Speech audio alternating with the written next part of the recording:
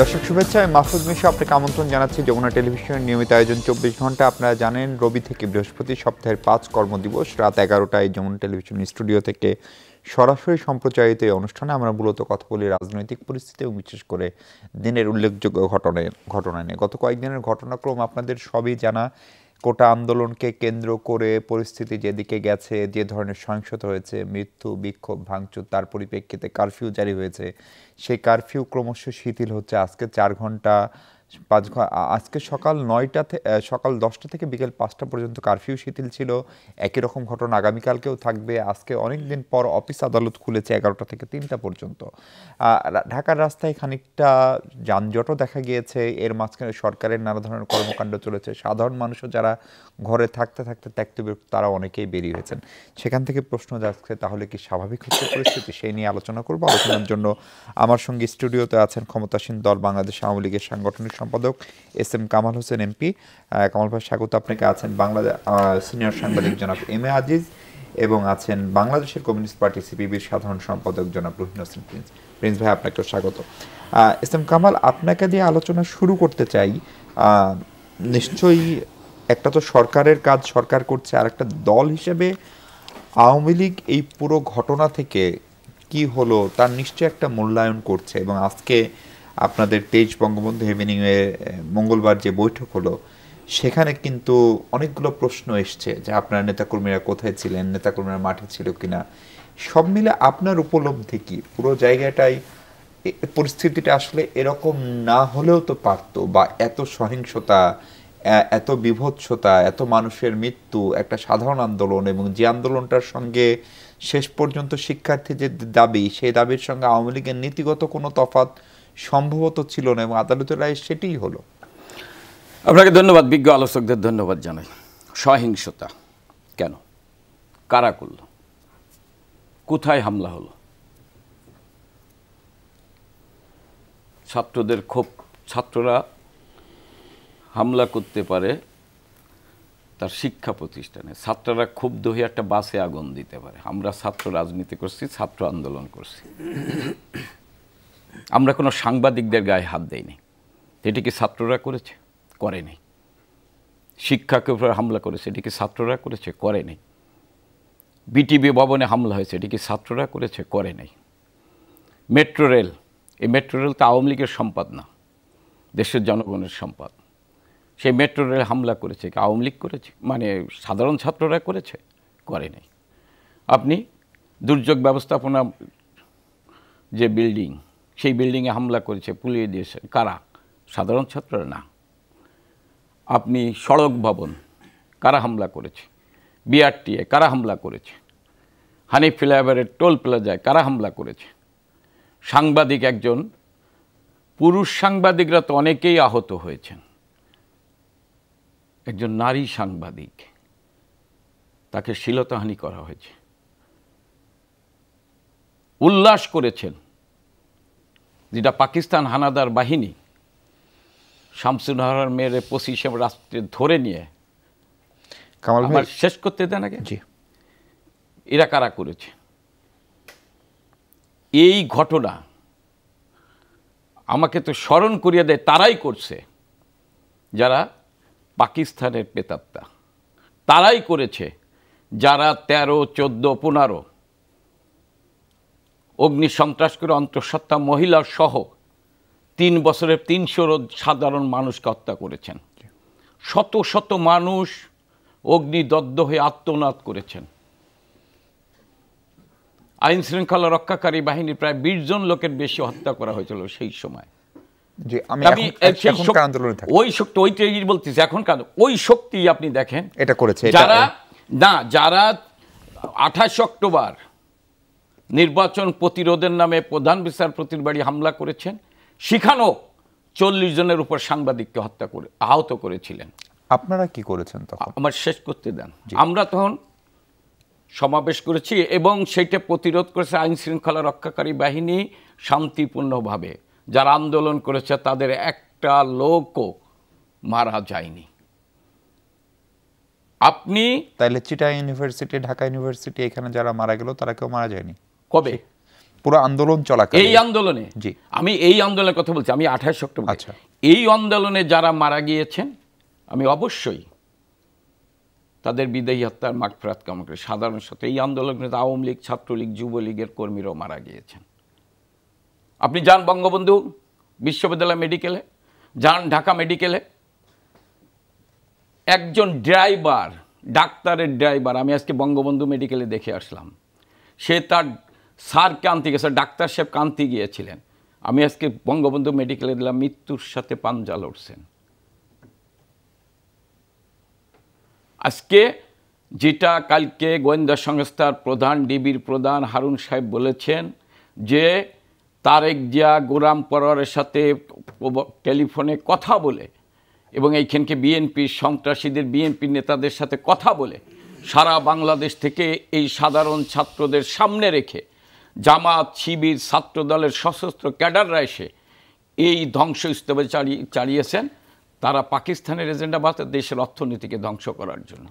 আপনি যেটা বলেছেন, হ্যাঁ আমরা রাজনৈতিকভাবে মোকাবেলা করতে পারতাম, কিন্তু আমরা রাজনৈতিকভাবে রাজনৈতিকভাবে আমরা সমাবেশ করেছি বিভিন্ন জায়গায়, কিন্তু আমরা যখন সাধারণ ছাত্ররা যাতে ক্ষতিগ্রস্ত না হয়, যার ফলে আমরা ওইখানে ছিলাম। আমাদের বড় দুর্বলতা হচ্ছে বাংলাদেশের সাধারণ ছাত্র সমাজকে এই আন্দোলনের সামনে রেখে তারা দেশে তাণ্ডব করেছেন, যার ফলে আইন শৃঙ্খলা রক্ষাকারী বাহিনীও হিমশিম খেয়েছেন প্রতিরোধ করতে। তার মানে আপনার ভাষ্যে যে জামাত, বিএনপি তারা অনেক শক্তিশালী। আজিজ ভাই, টানা 4 মেয়াদে আওয়ামী লীগ ক্ষমতায় 16 বছর ধরে, এবং আমরা ধরেন বিএনপির কথাই যদি বলি, বিএনপির তো মূল লক্ষ্য হচ্ছে, বিএনপি তো ক্ষমতা প্রত্যাশী দল, অল্টারনেটিভলি ক্ষমতায় থেকেছেও তারা বিভিন্ন সময়ে। ফলে হঠাৎ করে বিএনপি জামাত এত শক্তিশালী হয়ে গেল কিসের জোরে, কিসের ভিত্তিতে, যদি কামাল ভাইয়ের কথা সত্য হয়? এটাই তো প্রথম। আমি তো শক্তিশালী হচ্ছে ওইটা বলি না, আমি বলছি এই আন্দোলন সংগ্রাম করা, ধ্বংসস্তূপে পরিণত করা, আন্দোলন করার জন্য শক্তিশালী হয় নাই, মারামারি করার জন্য, চোরাগুপ্ত হামলা, সংঘর্ষ, হামলার জন্য, সন্ত্রাসী কর্মকাণ্ডের জন্য, সড়ক ভবন ভাঙা, মেট্রো এগুলো ভাঙার জন্য এই দেশে তারা পারদর্শী। এই পারদর্শিতা কোথা থেকে তারা পেল? যদি ধন্যবাদ আপনাকে। পারদর্শিতা কোথায় পেল এটা আসলে আমার অজানা। তবে আমি একটা জিনিস বলতে চাই যে আমাদের দেশে রাজনৈতিক দলগুলি, বড় দল সবগুলি বলবো, বড় দল বিশেষ করে বিএনপি এবং জামাতের কথাই বলবো, কোনো ইস্যুতে রাজনৈতিকভাবে অর্থাৎ বহুদলীয় গণতন্ত্রের যে চর্চা, সেই লাইনে কোনো কাজ করেনি। অর্থাৎ জাতিকে আপনারা খেয়াল করে দেখেন, জাতীয় ইস্যুগুলোতেও কিন্তু একমত হতে পারে না। এবং আওয়ামী লীগ শুরুর থেকেই একটাই জিনিসই, কোনো সময় বিএনপি এক নাম বলতে পারে না, বিএনপি জামাত এই করতে করতে দেশটাকে এমনভাবে বিভাজিত করে ফেলেছে, এক পক্ষ আর এক পক্ষকে পুরোপুরি দোষ চাপায় যে ও ঘটাইছে।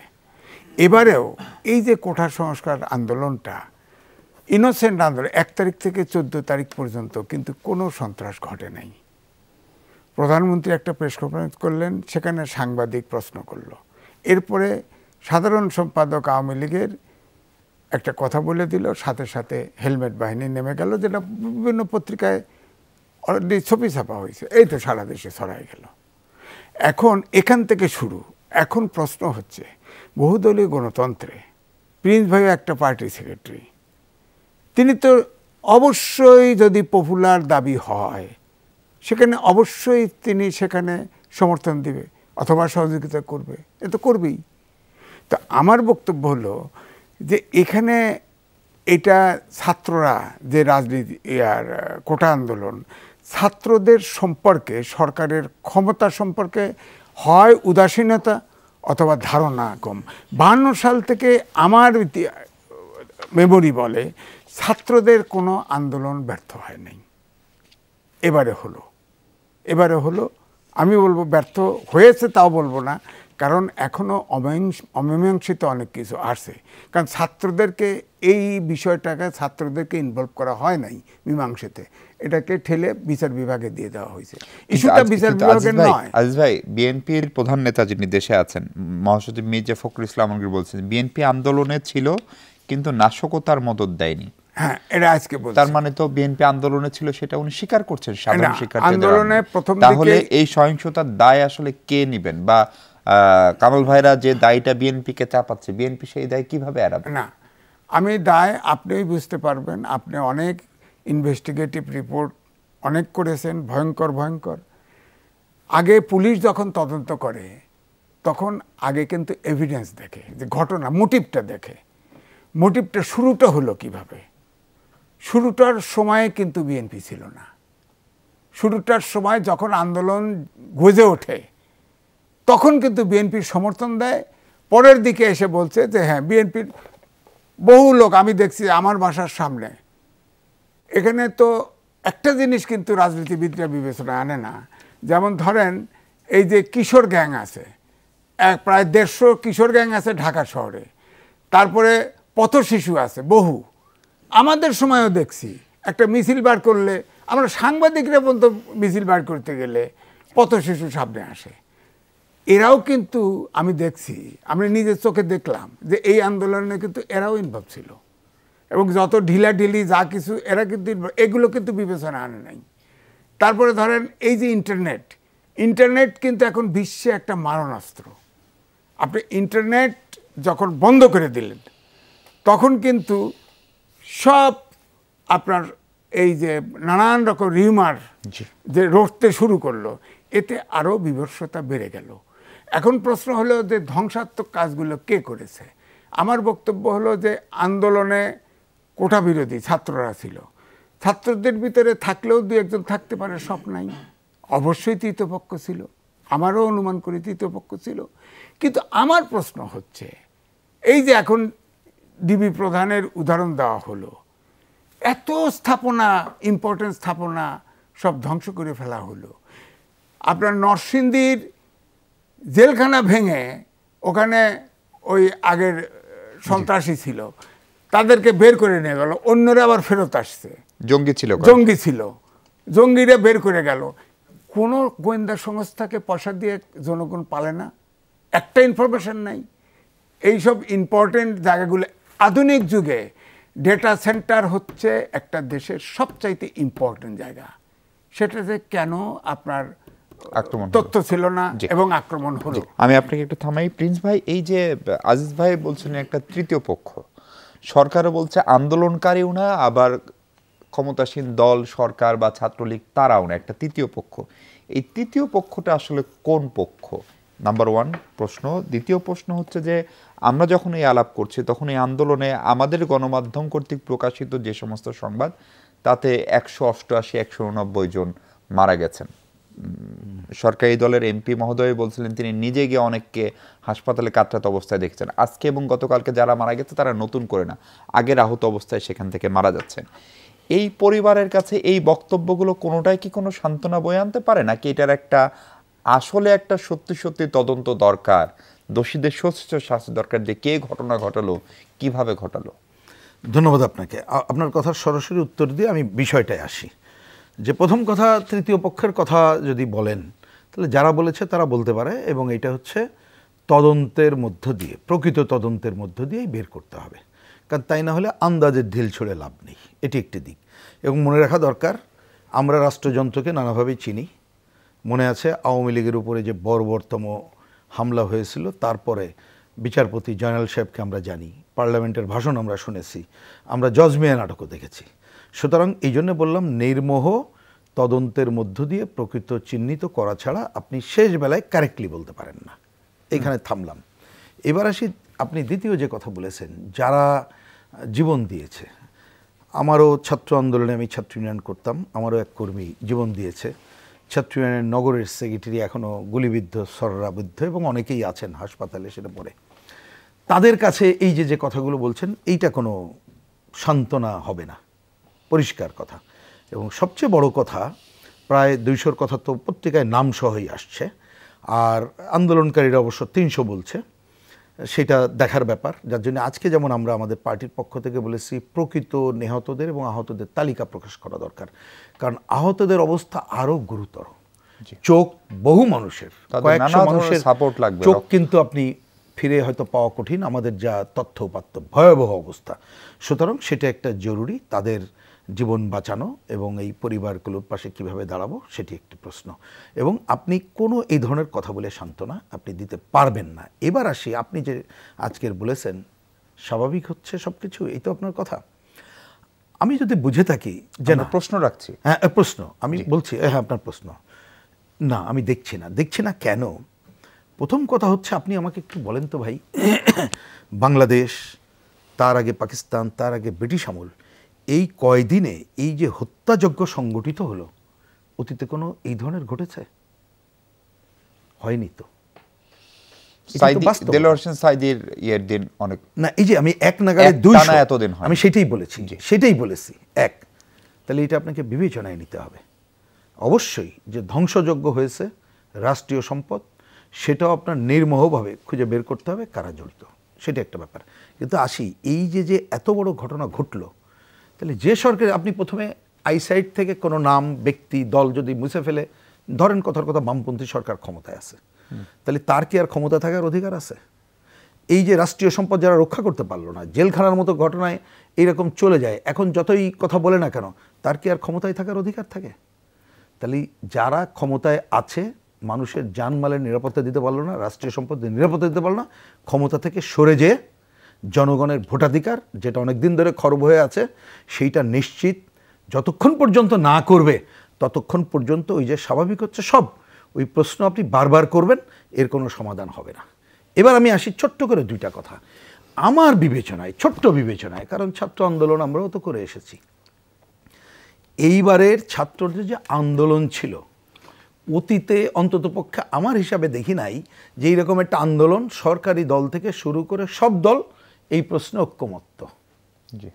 এবং প্রথম দিকে দেখবেন যেভাবে তারা করলে, এমনকি আমাদের পুলিশ বাহিনী টাহিনীও যে ভূমিকা নিয়েছে পজিটিভ, প্রশংসনীয় ছিল। তাইলে তারপরেই আপনি ইজি সলিউশনটা করতে পারলেন না কেন? আপনার দম্ভ? পারলেন না কেন? আপনার ক্ষমতার দম্ভ? আপনি পরে এসে বললেন আমি ইচ্ছা করেছি, আমি রাগের মাথায় এটা বাতিল করে দিয়েছিলাম। সংকট তো 18 থেকে শুরু করেছেন, কিন্তু মনে রাখা দরকার ছিল রাজনৈতিক, আমি কর্মী হিসাবে মনে রাখি, 18ই যারা আন্দোলন করেছিল, কোনো আন্দোলন কিন্তু ফেল হয় না ন্যায্য আন্দোলন থাকলে, ওটার একটা রেশ থেকে যায়, তুষের আগুন যেমন থাকে ওইটা থাকে। নিরাপদ সড়ক আন্দোলন আপনি মনে করেছেন দমন করেছেন, কিন্তু যারা রাষ্ট্রযন্ত্রের মেরামতের কথা বলছো, তারা এখন বিশ্ববিদ্যালয়ের ছাত্র না? তাহলে আপনার এই ছাত্রদের ভাষা, জনগণের ভাষা বোঝা উচিত ছিল। আর আমার জানা মতে আমরা তো 90-এর আন্দোলনও করেছি। আপনারা কেউ যদি তথ্য দিতে পারেন, 87-এর সবচেয়ে বড় মুভমেন্ট তো ছিল উপজেলা এবং গ্রাম পর্যায়ে। এই যে আন্দোলনের রেশ এইবারের ছাত্রদের কাছ থেকে যেখানে গেছে, অতীতে কিন্তু এটা যায়নি। এবং এইটা কিন্তু খালি কোটা না, আলটিমেটলি আমাদের বিবেচনায় তার যে কর্মসংস্থানহীনতা, এই অর্থে এটা বললে কেউ বলবেন কাজ, সরকারি তথ্য বলছে 40% শিক্ষিত যুবক বেকার, সে কিন্তু তার মানে নিষ্ক্রিয় হয়ে বসে আছে, শব্দটা খেয়াল করেন, এবং সে মানসম্পন্ন পাচ্ছে না, আর দেখছে বৈষম্যের পাহাড় ঘটছে। সরকারের, আমাদের দেশের সরকার প্রধান বলেন তার কর্মচারী নাকি 400 কোটি টাকার মালিক হয়ে চলে গেছে, তাহলে এই সংকট পুরো ক্ষোভ, যে পুঞ্জীবিত ক্ষোভ, তার বহিঃপ্রকাশ এইখানে। সেটা আপনি সময় মতো যদি এইটাকে ঠিক মতো নালিশ করতেন, অন্যরকম হতো। তার মানে কামাল ভাই, এর দায় সরকারকেই পুরো নিতে হবে, এবং ক্ষমতায় থাকার কোনো অধিকার আমরা দেখি না। এটা আসলে কোটার আন্দোলন শুধু না, এবং তার জন্য সরকারের অদূরদর্শিতা বলেন, এবং সিপিবি প্রেস কি বলে, আপনার বিবৃতি দিয়েও বলেছে সরকারের ক্ষমতায় থাকার নৈতিক অধিকার নাই। তার মানে কি এই আন্দোলনটা আসলে কোটার আন্দোলন ছিল, নাকি এটার সঙ্গে মূল ধারার যে রাজনীতি, সরকার থাকা না থাকা, সে আন্দোলনে মানুষ একাত্ম হলো? সেই প্রশ্ন আপনার কাছে রাখছি, আপনার কাছ থেকে উত্তর শুনবো। দর্শক, তার আগে ছোট্ট একটা বিরতি নিচ্ছি, ফিরবো একটু পরে।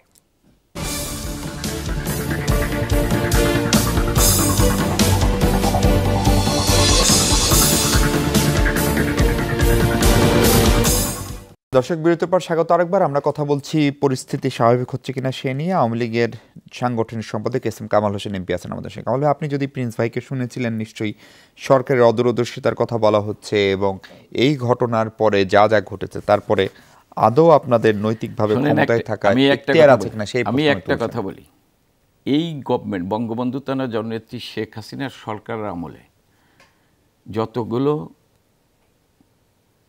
যৌক্তিক আন্দোলন হয়েছে, সবগুলো বাস্তবায়িত হয়েছে। সাধারণ ছাত্রদের নিরাপদ সড়কের আন্দোলন, কোথাও রক্তপাত হয়নি।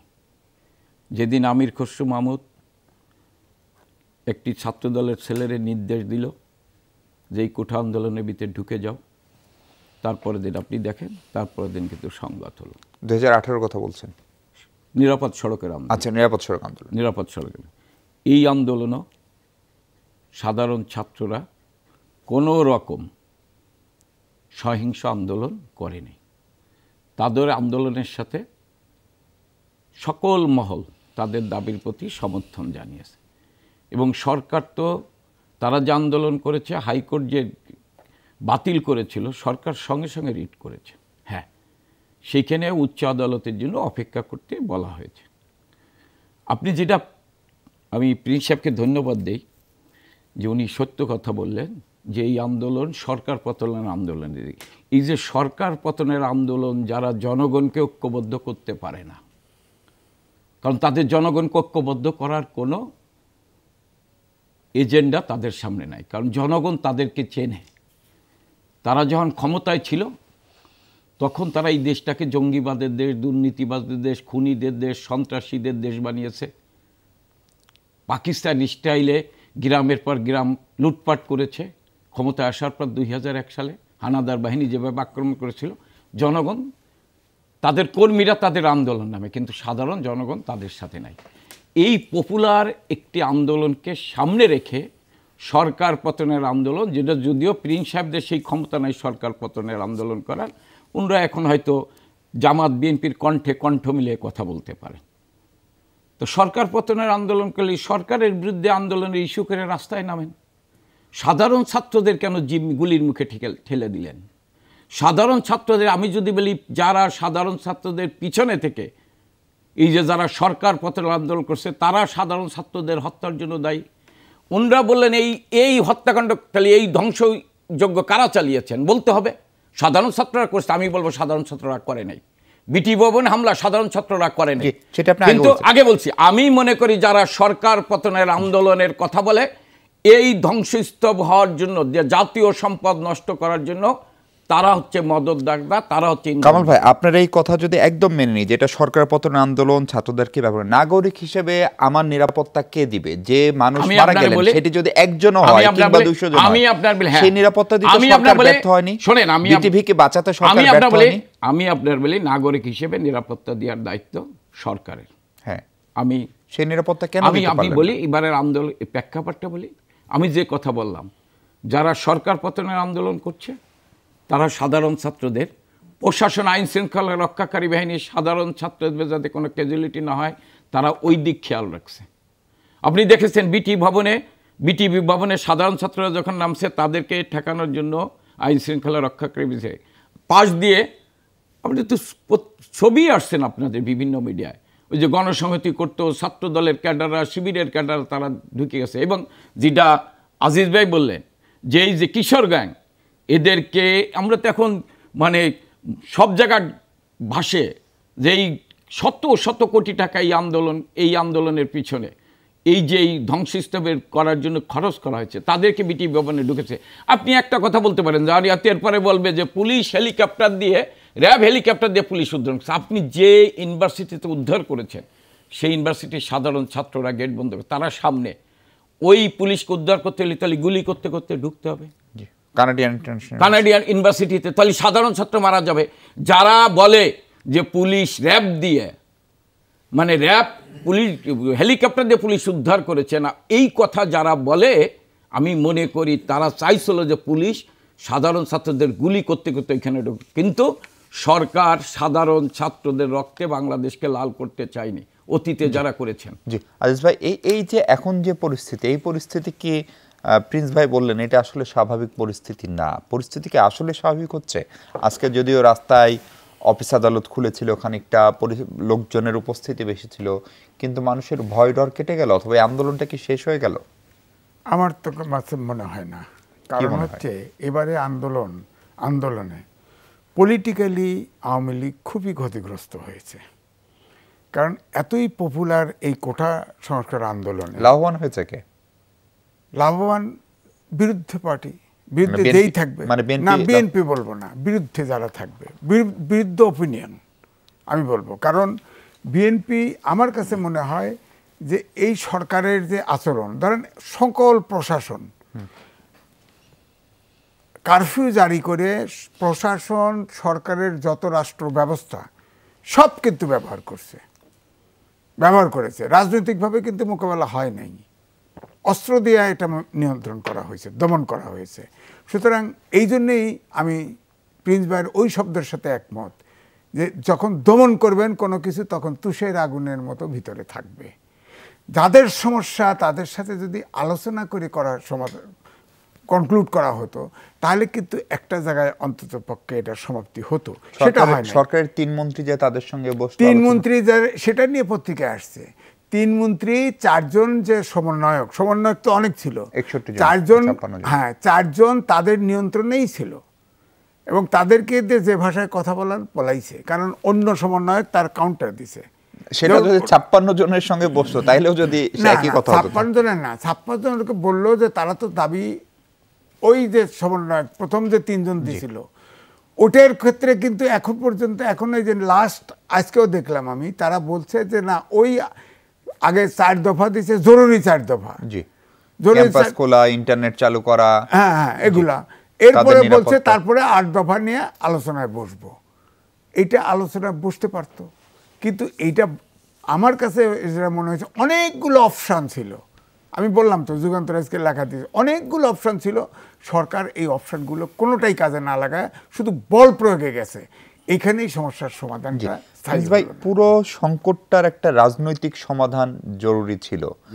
ধরেন যদি আওয়ামী লীগ আপনাদের সঙ্গে বা অন্য ছোট দল বড় দল যারা আছে বাংলাদেশের নিবন্ধিত রাজনৈতিক দল ছাড়া, তাদের আসলে কি ভূমিকা ছিল পুরো আন্দোলনে? আপনারা কি করলেন? অন্য রাজনৈতিক দলগুলোর কথা বলছি, যে কোনো দল না। আমি আপনার এই কথার জন্য একটু বলে নিই। দেখেন, শাসক দলগুলোর একটা ভাষা থাকে, সে আমরা মানে কি বলে ওই পাকিস্তান আমলে দেখেছি, মুক্তিযুদ্ধের পরে এরশাদকে দেখেছি, জিয়ার আমলে দেখেছি, এগুলো ভাষা থাকে।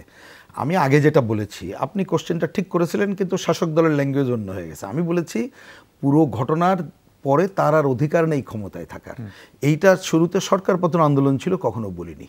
সুতরাং জনগণকে আমার কথা বিবেচনা করতে, আমি কারোর কথা বলতে চাই না। সুতরাং শাসকদের ভাষা একরকম থাকে, জনগণকে তার ভাষা ঠিক করে বুঝতে হবে কাকে শাসক রাখবে কি রাখবে না, না হলে দেশ আরও দুরবস্থার মধ্যে জনগণকেই ভুগতে হবে।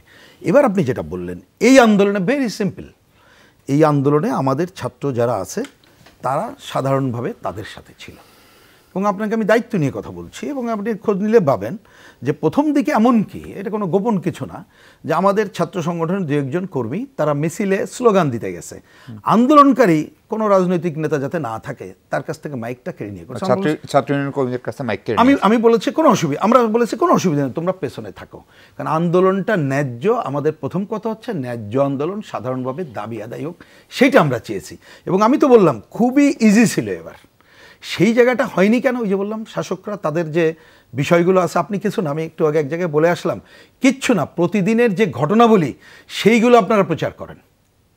আপনারা নিশ্চয়ই হত্যাযজ্ঞ, ধ্বংসযজ্ঞ কারা জড়িত সেটাগুলো খুঁজে বের করেন, কিন্তু আপনি প্রত্যেকটা দিন খুঁজে বের করেন, তাহলে দেখবেন শাসক দলের সেক্রেটারি যেদিন বলল ছাত্রলীগই যথেষ্ট, তারপরে ঘটনা কোথায় গেল আপনি মিলাই দেখেন। শাসক দলের সেক্রেটারি বললাম, আপনি জিনিসগুলো কিন্তু প্রথমে ছাত্রলীগের ভূমিকা যদি বলেন, দূর থেকে তো আমরা খারাপ দেখিনি, পুলিশের ভূমিকা তো খারাপ দেখিনি। তাইলে আপনারা শাসকদের এমনই একটা জিনিস থাকে, জনগণের কণ্ঠ কিন্তু শোনে না।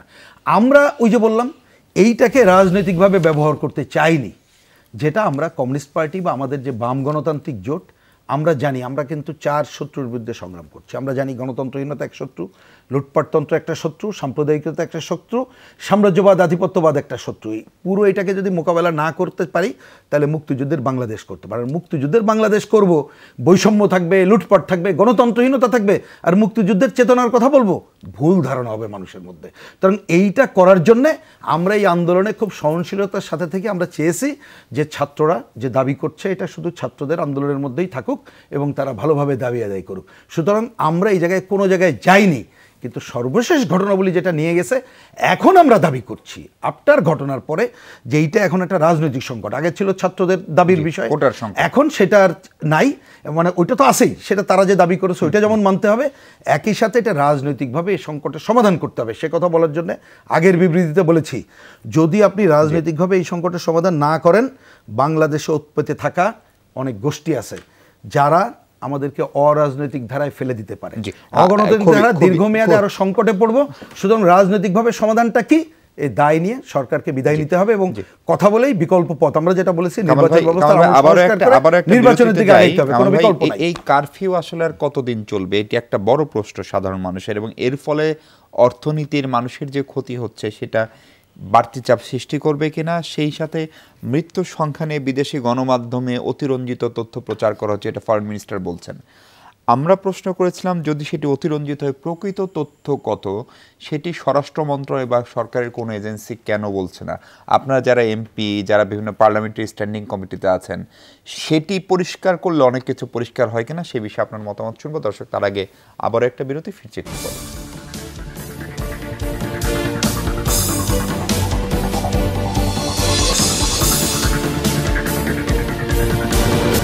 দর্শক, বিরতির পর স্বাগত আরেকবার। আমরা সমকালীন পরিস্থিতি নিয়ে কথা বলছি। এস এম কামাল আছেন বাংলাদেশ আওয়ামী লীগের সাংগঠনিক সম্পাদক এবং মাননীয় সংসদ সদস্য। কামাল ভাই, এই অবস্থার কতদিন চলবে? এই যে কারফিউ বলেন, রাস্তায় সেনাবাহিনী, এবং এর যে ইম্প্যাক্ট মানুষের মনোজগতে, অর্থনীতিতে, রাজনীতিতে, সেটা কবে নাগাদ স্বাভাবিক হতে পারে? দেখেন, আমি আজকে দেখলাম যে প্রায় 64,000 কোটি টাকার ক্ষতি হচ্ছে এই পর্যন্ত। অর্থাৎ সারা বিশ্বে অর্থনৈতিক মন্দা, আমাদের দেশেও জিনিসপত্রের দাম কিন্তু অনেক বেশি, মানুষের ক্রয় ক্ষমতা, সেই সংকট মোকাবেলা করতে হবে। তার ভিতর আজকে যে ধ্বংসস্তূপ, ধ্বংসযজ্ঞ চালানো হয়েছে, এটা ধরেন যারা করছে তারা দেশপ্রেম না। আপনি যেটা বলছেন, না, আমার মনে হয় ধরেন এটা সরকার, আপনি দেখেছেন ইতিমধ্যেই কারফিউ এটা শিথিল করার চেষ্টা করতেছে। আমার বিশ্বাস হয়তো আগামী এক সপ্তাহের ভিতর একেবারে পুরোপুরি স্বাভাবিক অবস্থায় ফিরে আসবে। আমি একটা অনুরোধ করব দেশবাসীকে, আমি এখানে কোনো বার্গেনিংয়ে যাব না, কোনো যার যার রাজনীতিতে সে বলবেই তার পক্ষের কথা। আজকে সাধারণ ছাত্ররা যা চাইছে সরকার সেটা দিচ্ছে। সাধারণ ছাত্ররা বলছে যে এই আন্দোলনে তাদের কারণে মামলা হলে সে মামলা প্রত্যাহার করতে হবে। আপনি দেখেছেন আইনমন্ত্রীর নেতৃত্বে আমাদের যে মন্ত্রীরা কথা বলেছেন, তারা, শিক্ষামন্ত্রী কিন্তু সুস্পষ্টভাবে বলেছেন, এবং যারা আহত হয়েছেন তাদের চিকিৎসার ভারও সরকার নেবে। তারা আর একটা কথা বলেছেন যে যারা এই সাধারণ ছাত্রদের ভিতরে যারা শাহাদত মারা গেছেন তাদের ফ্যামিলিরও দেখভাল করার জন্য আমি মনে করি মানবিক নেত্রী বঙ্গবন্ধু প্রধানমন্ত্রী এই ব্যাপারে নেবে। আসলে কতজন মারা গেছে আমরা এটার একটা সরকারি ভাষ্য কেন নাই? সরকার এটা তো ধরেন বিচ্ছিন্নভাবে বিভিন্ন জায়গায় বিভিন্ন লোক, এইখানে ধরেন যারা এই যে ধ্বংসযজ্ঞ চালিয়েছেন, এখানে কিন্তু ছাত্রদল, ছাত্র শিবিরের সাথে কিন্তু সমাজের, যেটা আজিজ সাহেব বলতেছিলেন, যে কিশোর গ্যাং, এদেরকেও টাকার বিনিময়ে এনে হয়তো এদের গুলিত, কারণ এখানে অস্ত্র ব্যবহার হয়েছে।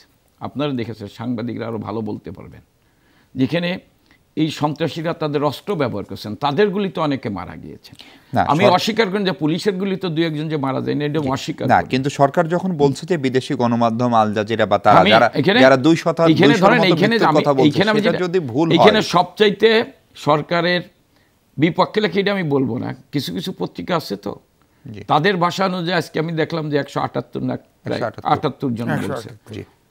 একটা পত্রিকার যেটা দেখলাম যে দৈনিক প্রথম আলো 178।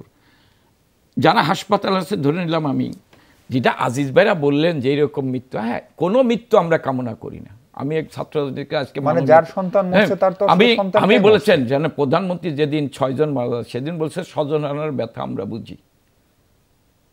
মার সন্তান গেলে মা বোঝে, বাবার সন্তান গেলে বাবা বোঝে, কিন্তু আমরা বুঝি না।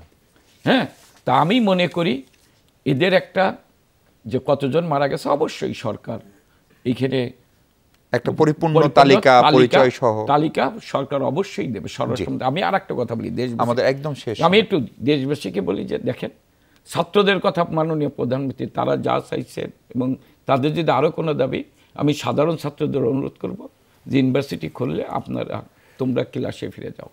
আর দেশবাসীকে অনুরোধ করব যে এই ধ্বংসযজ্ঞ যারা চালিয়েছেন, যারা সরকার উৎখাতের আন্দোলনের কথা বলে, আজকে স্পষ্ট সুস্পষ্ট, কারণ তারা বলতে হবে ধ্বংসযজ্ঞ কে চালিয়েছেন। সেই ধ্বংসযজ্ঞ যারা চালিয়েছেন তারা দেশের শত্রু, তারা যারা গুলি চালিয়েছেন তারাও নিশ্চয়ই, হ্যাঁ, যারা গুলি করছে জি তারাও দেশের শত্রু। আমি মনে করি যারা গুলি করছে তারাও দেশের শত্রু। কিন্তু যারা আজকে এই অস্থিতিশীল পরিবেশ তৈরি করছে এবং অতীতেও যারা করেছেন, এবং যেটা তারেক জিয়ার নির্দেশে লন্ডনে বসে আইএসের সাথে পরামর্শ করে, আমার কথা না, বিচারপতি মানিকের কথা, তিনি বলেছেন যে তারেক জিয়া আইএসের সাথে বাংলাদেশ নিয়ে ষড়যন্ত্র করছে। আমি মনে করি যারা সেই ধ্বংসযজ্ঞ যারা চালিয়েছেন, সরকার তাদের বিরুদ্ধে কঠিন ব্যবস্থা, দৃষ্টান্ত দেশবাসীকে মাননীয় প্রধানমন্ত্রীর পক্ষে দাঁড়ানোর জন্য অনুরোধ করছি। কারণ খুনিদের পক্ষে, সন্ত্রাসীদের পক্ষে, জঙ্গিদের পক্ষে না দাঁড়ানোর জন্য দেশবাসীকে। আজিজ ভাই, সমাধানের রাস্তা কি যে জায়গায় আছে? আমরা স্বাভাবিক জীবন চাই, হত্যাকাণ্ডের বিচার চাই সাধারণ মানুষ, আবার যারা ধ্বংস করেছে তাদেরও বিচার চাই। রাষ্ট্র নিয়ে কোনো ষড়যন্ত্র, বাংলাদেশ ভালো না থাকলে প্রিন্স ভাইও ভালো থাকবেন, আপনিও ভালো থাকবেন না, এস এম কামালও ভালো থাকার কোনো কারণ নেই। আপাতত সমাধানের জন্য কতগুলো ইস্যু হাতে নিতে পারে, যেমন ধরেন সরকারি দলের বিশেষ করে এবং কোনো আমলা, পুলিশ বাহিনী কেউ কোনো কথা বলতে পারবে না এই সন্ত্রাস নিয়ে, হত্যা নিয়ে। কারণ বিচার বিভাগের তদন্ত কমিটি হয়েছে, তাকে কাজ করতে দিতে হবে নিরপেক্ষভাবে। তিনি অবশ্যই ধ্বংসযজ্ঞ নিয়ে কিন্তু কোনো তদন্ত কমিটি হয় নাই। না, হত্যাকাণ্ডের কথা, হত্যাকাণ্ডে ঠিক আছে, আমি ওই হত্যাকাণ্ডের, আমি ধ্বংসযজ্ঞ নিয়ে বলতেছি। ধ্বংসযজ্ঞের জন্য তারেক জিয়া দায়ী, ধ্বংসযজ্ঞের জন্য বিএনপি দায়ী, ধ্বংসের জন্য জামাত শিবির দায়ী। এটা তো আমি দেখি যে আইন শৃঙ্খলা বাহিনীর আইজিপির কথাও শুনেছি, ডিবির চিফেও কথা শুনেছি, সবাই এটা কনফার্ম যে এটা জামাত শিবির এটা ঘটাইছে, তারেক জিয়া টাকা দিছে, তারেক জিয়ার কারণে। এখন আবার বাড়তি কামাল ভাইয়ের কাছে শুনলাম আইএস এর সাথে কথা বলে, আমি বলিনি, বিচারপতি মানিক সাহেব তো এখন না পাওয়ার কারণে সে তো যা টেলিভিশনে যেভাবে করে তাতে মনে হয় তাকে চিকিৎসা করা দরকার। তার কথা কোনো উদাহরণ হইতে পারে না। চিকিৎসা তো অনেকেরই করা দরকার। আমাকে আমার বাড়ি আপনারও চিকিৎসা না আমি দেখছি তো, আমার সাথেও গেছে। আপনি একজন নারী সাংবাদিক ছিল তো, আমি কইছি আপনি সাংবাদিক, সিনিয়র সাংবাদিক, এই টকশোতে আপনি একটা নিন্দাও জানাইলেন না। না, আমি বলছি নারী না, নারী পুরুষ বাদ দেন, ছাত্রলীগের ছেলেদেরকে তো কান ধরে উঠবোস করা তারাই দিছে, নারীদেরকে আমি শুনি নাই, আমি শুনলাম